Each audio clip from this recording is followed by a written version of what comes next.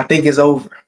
And I've been saying this shit about these guys since 2023. I've been saying this, man. When 2023 they came out and they had a legendary defense, and that's the best defense Mahomes has ever had. Honestly, defense carried them to the Super Bowl. I've been saying since that year, they need to get this fixed come to next season, because the way the division is looking, the Chargers are going to be good, and the Broncos are on the run with their great defense. When you have two teams like that in your own division, your chances of getting in the postseason are slim. You're basically pulling the Bengals, like how the Bengals haven't made the postseason since 2022. You're basically pulling them. They're fried. They are cooked. And yeah, they pretty much have to make this bet. They have sleep in it. Honestly, I'm enjoying it. I'm enjoying it because I've really been on this downfall for so long.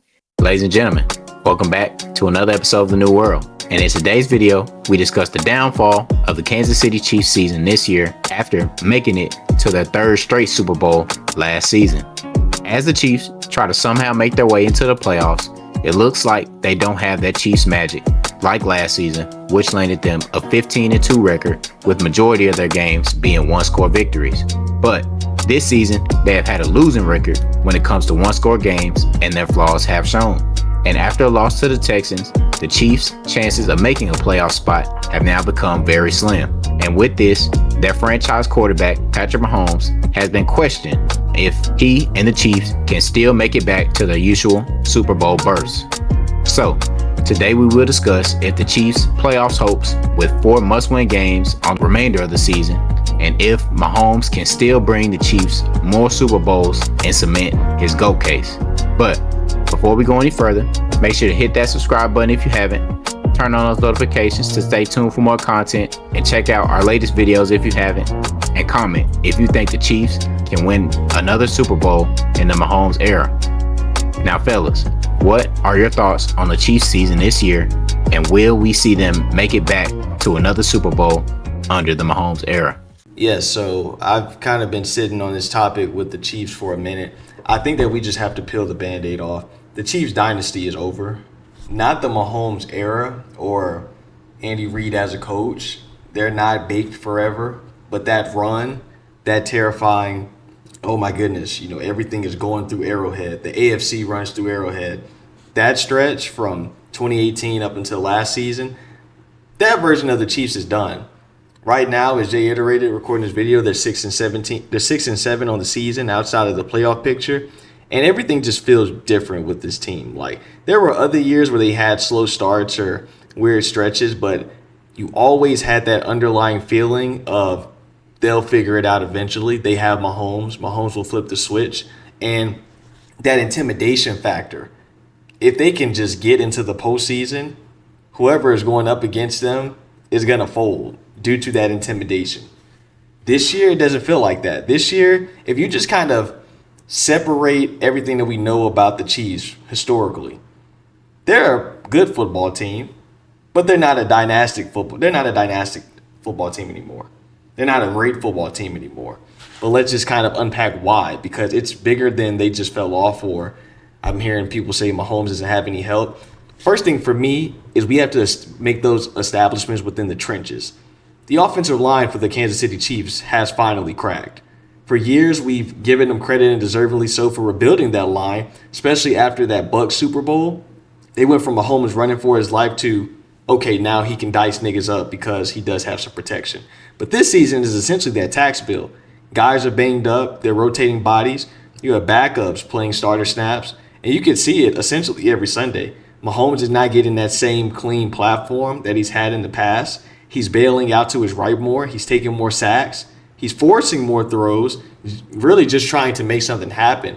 And when your whole identity for 6-7 years has been our quarterback is the walking cheat code, and then you combine that with a leaky offensive line, with an older tight end and young receivers that are still learning, then your margin for error shrinks. And that kind of pivots, and we segue to the Travis Kelce situation. I'm not going to disrespect Travis Kelce. He is still an all-time great player, probably the greatest pass-catching tight end of all time. He still is producing at a moderate level, being one of the better tight ends in the league. But there's a difference between being one of the better tight ends in the league and being Travis Kelce. It's a big difference. And you can see it in the little things. The separation is not the same. Hits are piling up. There are more contested catches, more drops, catches that should be routine are suddenly 50-50. And you can feel the emotional weight as well. I'm hearing more conversations about, the retirement talk. Mahomes is talking about Travis Kelce in the past tense. So when your dynasty formula has basically been Mahomes plus a prime Kelce plus just enough help equals nobody wants to see him in January. But one of those variables is clearly aging out. So then the whole equation changes. Then we get to the receiving talent. This is where people either get too harsh or too nice, in my perspective. Do I think Mahomes has no help? No. Do I think he has that Tyreek Kelce level weaponry? Absolutely fucking not. Now, Rashee Rice is nice. He shows some flashes of real wide receiver one potential.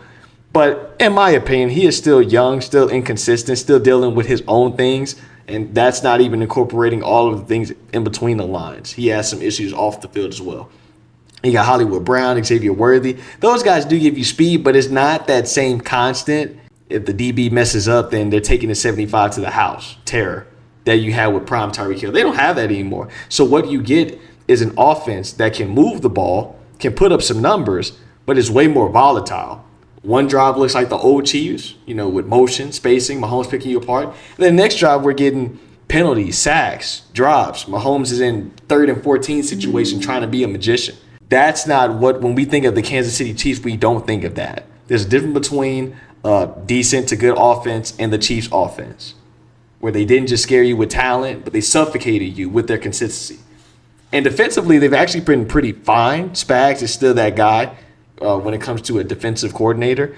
But the defense has bailed them out a lot over the last few seasons. There were stretches where we were saying, man, the defense is really carrying the offense right now. And this year, they're still good. They still get pressure. But once again, when we're talking about all these things, just being good is not good enough for the Kansas City Chiefs. The other huge piece of this, I don't think people factor this in enough, is that the rest of the AFC has stopped fearing the Kansas City Chiefs.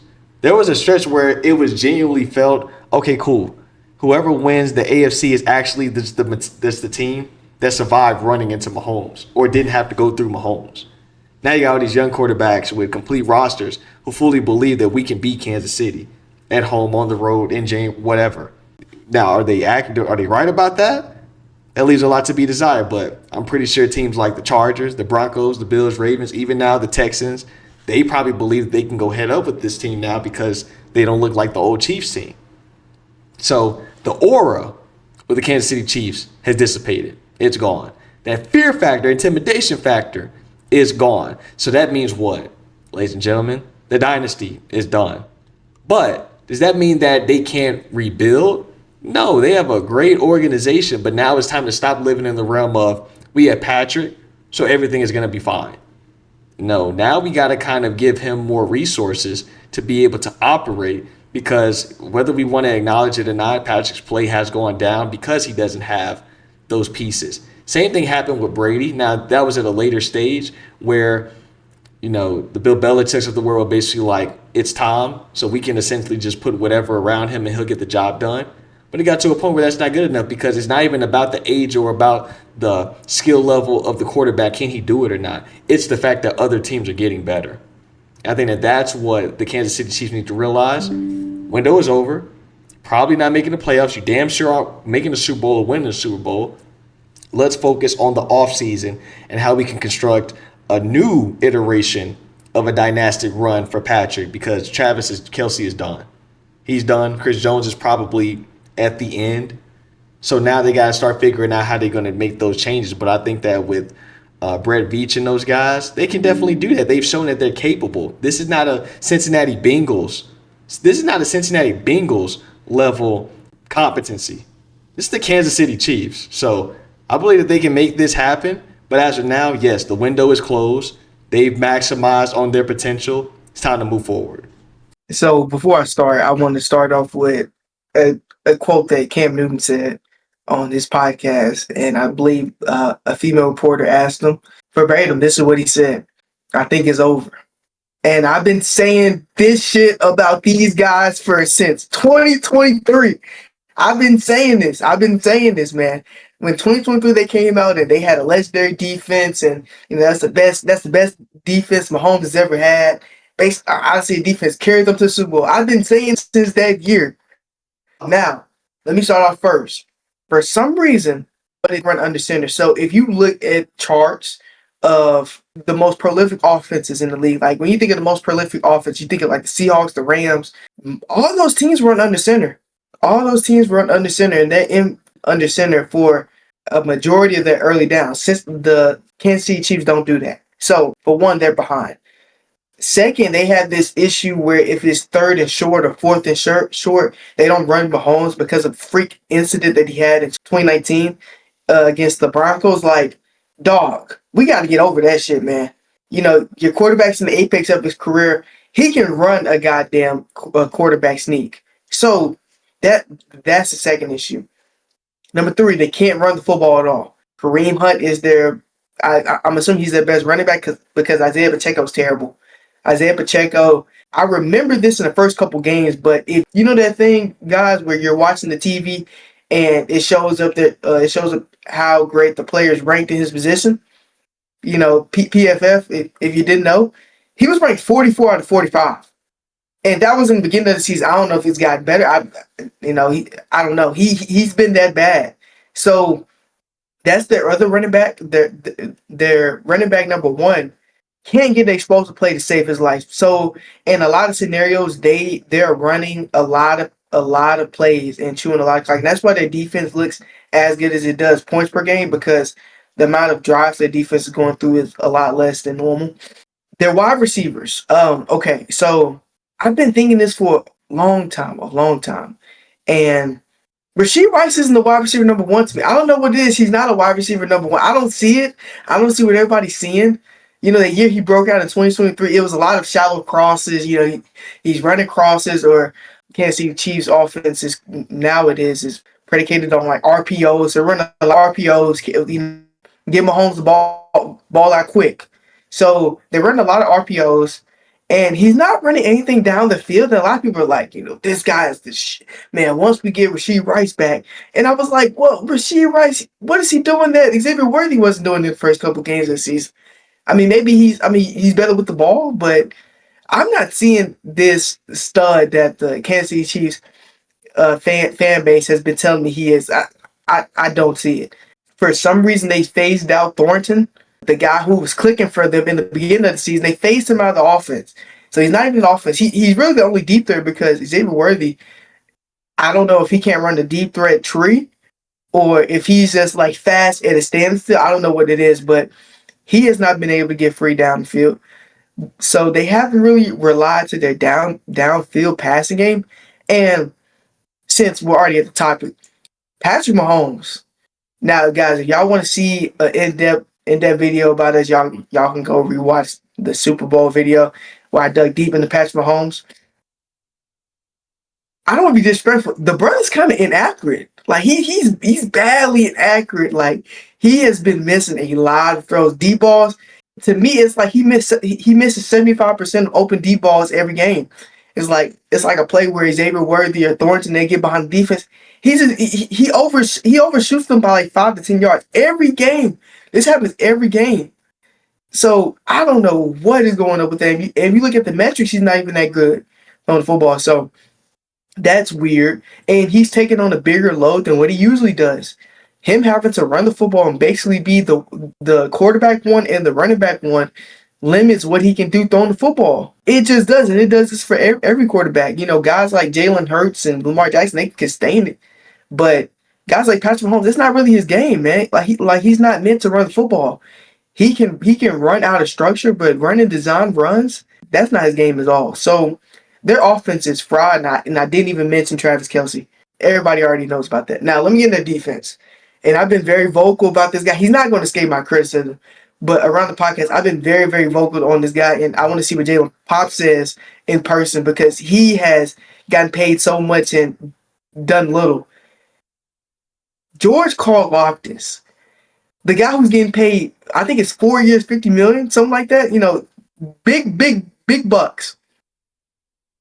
He's been pretty ass. And for the amount of money they paid this guy, Chiefs fans, whenever you watch a Chiefs game, it's like, well, whenever I watch a Chiefs game, he gets to the quarterback. But whenever I don't watch a game, he doesn't get to the quarterback. It doesn't make any sense to me. Now, I think he's leading the team in pressures, which I'll give him that. It's great. But the brother is overpaid. And honestly, if I'm Vetch, I'm trying to get him off my roster because he is just he's affording them too much capital. Too much. So that's that. I think he's been honestly the most critiqued player I can address on that defense. Their other guy, Chris Jones. Where do I begin with him? Okay, so Chris Jones, to me, it's kind of like he's a bit washed. I don't know if he's a bit washed or he's not in it anymore because the way his mentality is, you see him on the sideline, it feels like if you're looking at this from Chris Jones' perspective, it's like, man, I'm trying to do everything for this team, and we still can't get to the quarterback, which is the big crux of their defense. One, they can't get to the quarterback. Spagnuolo literally has to send a blitz on every third down so they can get to the quarterback and get pressures. Number two, they're getting pressures, but they're not getting anybody down. So when you're getting pressures on third down, but you're not getting sacks, that is like you're basically ruining your drives because your drives are going on longer. Like I remember I saw CJ Stroud. I think he converted like a 3rd and 17, and people all up in his face, and he still made the throw. And the last point of the defense that I want to make, I don't know what's happened to their secondary. Their secondary has dropped off completely, and I think it's ever since Snead left after that championship year, but it's been a noticeable drop off. Guys like McDuffie aren't playing as well as they used to. Every time I turn on the Kansas City Chiefs game, that safety Cook is always getting cooked. So stuff like that is why they are not looking good. I don't think they're going to make the playoffs. As the time of this recorded, slim to nothing percentage of them making the playoffs. And I'm looking at this like, I know the Mahomes era isn't over. And I know Bart already alluded to this. It's not over. But, man, these guys are trash. And for Vetch, and I have to blame Vetch a lot because, Vetch is their guy. He signed Karlaftis to that deal. I have to blame him a lot, man. He's doing a bad job of managing this team. Bad job. A lot of guys don't afford blame to, a lot of guys place it on the players. No. These GMs, they got to get a lot of this blame too because they're constructing the team. They're making the team ass. They're making the team bad. So Vetch has to get a lot of blame. Also, as far as coaching, I'm seeing a lot of regression when it comes to their head coach. I don't know if the writing's on the wall. I don't know if he can't draw up a lot of plays, but the stuff they've been doing hasn't been working. And I don't know if he doesn't understand his quarterback, the team. Don't really know. I don't know. Andy Reid, I don't know. So they need to get this fixed come to the next season because the way the division is looking, the Chargers are going to be good, consistently good, and the Broncos are on the run with their great defense. So when you have two teams like that in your own division that are most likely going to be having winning seasons, your chances of getting in the postseason are slim, are really, really slim. You're basically pulling the Bengals, like how the Bengals haven't made the postseason since 2022. You're basically pulling them, so they're fried. They are cooked, and yeah, they pretty much have to make this bet. They have to sleep in it. Honestly, I'm enjoying it because I've really been on this downfall for so long, and these guys have been winning the playoff games. Like they had that lucky ass season last year where they went 15-1. They only lost one game. I can't even count the last game because the last game was fugazi as hell. They didn't even play the starters. They only lost one game. One game last year, really. And winning all those one-score games, we had an entire video on the devil magic that was the 2024 Chiefs. And this year, in these one-score games, I think they only won one-score game. So karma has hit them, man. That lucky ass shit they were doing, it was unexplainable. Like you look at the analytics, they were doing shit that was like 3% possibility every night. Every night they were doing that. So I'm glad it's over. Man.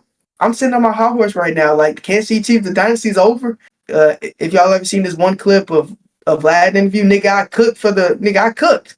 I cooked on this take because these guys on the panel. You threw some shit on the grill. Yeah. These guys on the panel. I was saying this a couple years ago. I was like, man, bro, I don't know. Patrick Mahomes still got these guys on the panel said after the Super Bowl, they were looking at me crazy, and I was like, I don't think bro gonna win another MVP. And I'm not trying to say that disrespectful, like, but just looking at like if you look at Mahomes a couple seasons ago to now, his arm is fried.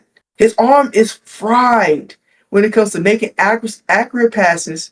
You know, if you look at his first couple seasons with Tyreek, he had prime Tyreek Hill, prime Travis Kelce. He was going federal his first season, or his second season technically. He was going wild. And then it's kind of gone down. And Andy Reid has admitted that to, you know, they're making the offensive, you know, center more so around motion and RPO. And that's how his season, his second MVP season kind of went down, where a lot of people was like, Patrick Mahomes, he had the greatest season ever in 2022 because he won the Super Bowl and he had great numbers. I'm like, dude, he's throwing under the sticks every time. It's like, you know, they're throwing short shit. And, you know, Travis Kelce had like the greatest tight end season ever that year. So, you know, that's that. Like, I'm not trying to say he's like, you know, overrated, but, you know, it wasn't as good as what people are telling me. Like on social media, he's like, man, he was a god. I'm like, no, bro, he was really, really great. He deserved MVP, but it wasn't as good as what y'all tell me. So I saw this writing on the wall. Honestly, I want people on this panel to kind of give me an apology because everything I say, because everything I said. The fuck, ain't nobody giving you no damn apology. You've been saying that nigga's been watched for 5 seasons. I can't give you no apology. When it came to Drake May, when it came to Patrick Mahomes, y'all looked at me crazy when I said these tapes. Y'all looked at me crazy when I said this, and I know people in the comments were saying this too. Okay, I gotta stop you. I gotta stop you. For the Drake May, I will give you an apology. I apologize for the Drake May take. I did not see that one coming at all. But what we're not gonna do is we're not gonna rewrite history for the Patrick Mahomes dialogue. You have been saying that for the past 3 to 4 seasons. So yes, what is that saying? A broken clock is right at least once a day. So it was gonna eventually get to a point where they were gonna stop winning. So now they stopped winning after being the Super Bowl 3 seasons in a row. They won the Super Bowl 3 seasons in a row. Don't do that because y'all are the same guys that, and I see a lot of this. I see a lot of this dialogue on Twitter, where GMs, if you ask GMs or if you ask just random people on Twitter, it's like, who's the best quarterback in the league? And you're going off the season, you know, the last 2 seasons, and you know the most accurate data. They're like, man, you know, it's still Patrick. I'm like, what am I off on? Like, you know, he hasn't been great these last 3 seasons. And people was like, man, bro, but you know, Patrick in the playoffs. And I'm like, dude, we're not talking about the playoffs. We're talking about who's been the best quarterback the last couple of seasons. It has not been him. It has not been him. So I want a lot of y'all people, and I'm not saying this to y'all because I don't think y'all share this opinion, but I want a lot of the public, the Nick Wrights, take that, you know, rename that shit. That's just not Mahomes Mountain. It's not Mahomes Mountain because Mahomes is not on the top of the mountain anymore. He's not. He has not been the best quarterback these last 3 years. I would say the guy in Baltimore has been better than him. The guy in Buffalo has been better than him last couple seasons. So we need to take this whole narrative of, yeah, man, since none of those guys are winning Super Bowls, they can't be, you know, the quarterback number one. That's not how anybody's ever evaluated football. Nobody ever was like, well, you know, Tom Brady, like after 2012, nobody was like Tom Brady, not the best quarterback in the league because Joe Flacco won Super. Like nobody said that. Nobody said that. And I'm not saying he's Joe Flacco, but my point is we need to stop with this whole he's at the top because he's won the Super. We have to stop because he's not playing to the level he used to play at. And that's my point. Fair and valid point because it is in alignment with like the Jalen Hurts dialogue. I think the only difference between how we're treating Patrick Mahomes is a lot of it does go off of, you know, what he's done historically, and as well as these guys that we're talking about, the Josh Allens of the world, the Lamar Jacksons of the world, specifically in that, you know, 2023 season, like he will send these niggas home. And I think that that's kind of like another part of it. He does that consistently, but I do get your point. I think your point is fair and your point is valid. So yeah, man, like I said, the dynasty is over, but I do have, you know, a ton of respect for Patrick. Now, brought up the Andy Reid component. That's something interesting. The team is aged out. They're aged out. They're dust right now. What Cam Newton said, going back to my original point, it's over. It's over, man. And I'm not trying to sound like Mahomes. I'm not really a Mahomes hater. If you watch the podcast, you might think I'm a Mahomes hater, but I'm not a hater of him. But the scenario that they put him in on this team, he may have top 5 worst scenarios on in the league where the team is not improving, the team is regressing every year, and he's having to constantly, have a bigger load to carry. Pause, but that's just how it's going. You kind of got to blame the general manager at this point. I need Brett Veach's head. I need it. He's got to come out, man. He's got to come out, man. This whole we're gonna overpay guys on defense and they're slacking off. That's not gonna work. Either you cut those guys or you leave, man. And that's where the root of this issue goes. I think he has to leave. I think he has to go.